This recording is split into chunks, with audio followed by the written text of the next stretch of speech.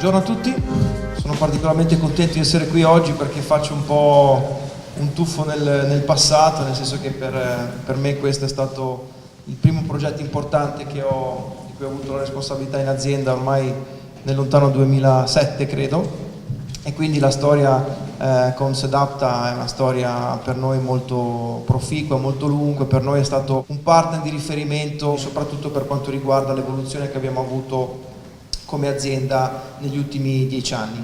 Noi abbiamo realizzato uno stabilimento di circa 25.000 metri, questi i motivi che ci hanno portato a realizzarlo. Ovviamente c'era un tema di capacità produttiva, quindi avevamo necessità di stare dietro alla crescita del mercato. Noi fortunatamente siamo cresciuti molto più del mercato in questi anni, consolidando la nostra leadership sul mercato italiano.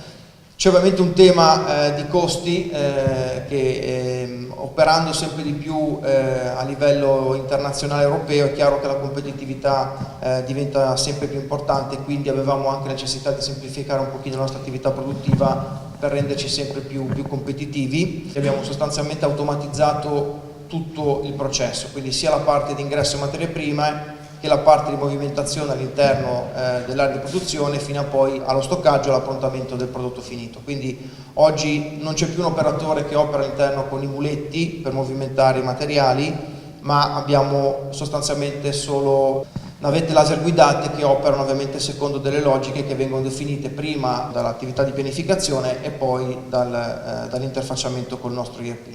Il processo di pianificazione che abbiamo realizzato ovviamente in un percorso, ripeto, che è stato fatto in diversi anni. Siamo partiti ovviamente dalla necessità di gestire meglio la previsione della domanda, che forse oggi è la parte più complicata per un'azienda che opera con la grande distribuzione. Per noi la parte di in delle materie prime è forse la parte più critica, perché importiamo dai 5 continenti. Oggi la complessità è ulteriormente aumentata perché abbiamo ovviamente l'impatto dei 2 emisferi, quindi sostanzialmente si possono comprare quasi le stesse materie prime in 2 momenti diversi dell'anno. Con Sedapta abbiamo trovato sempre delle soluzioni custom che ci hanno consentito di superare queste complessità. E siamo riusciti a integrare tutte le soluzioni Sedapta con il nostro ERP, quindi sostanzialmente movimentiamo solo quando serve, quanto serve, dove serve. Quindi abbiamo un flusso molto logico, quindi un punto di ingresso e un punto di uscita, e tutto quello che avviene negli step intermedi viene registrato in tempo reale e ogni fase si porta dietro anche tutti i dati riferenti alla fase precedente. Quindi quando arriviamo alla fine del processo sostanzialmente abbiamo una carta d'identità del prodotto che riporta tutte le specifiche anche poi di processo. Oggi rispetto al costo pre-investimento abbiamo ridotto il costo industriale